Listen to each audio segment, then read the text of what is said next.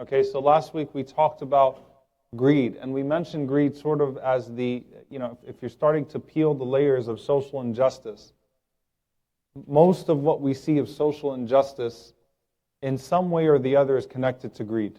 It draws from the fountain of greed.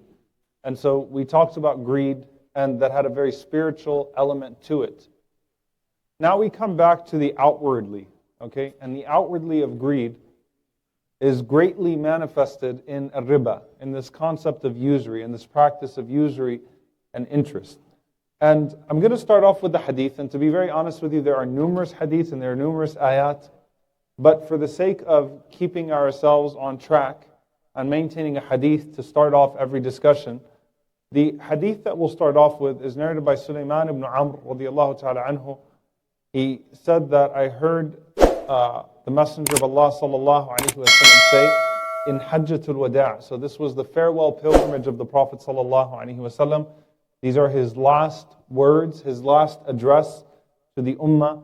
And the Prophet sallallahu alaihi wasallam said, "Ala inna kulla riban min riba al-jahiliyyati mawdu'un lakum ru'usu amwalikum." He said sallallahu alaihi wasallam that verily all of the usury, all claims to usury, everything that had to do with interest and usury is forbidden for you now. It's all banished now. It's all been abolished. And he said that you still have lakum ru'usu amwalikum, which means you still have your capital gains. You still have your capital sums, but the riba part, the interest has been abolished. So any interest that was due on a loan has now been abolished. Anything that has to do with riba has now been abolished. Usury has now been abolished.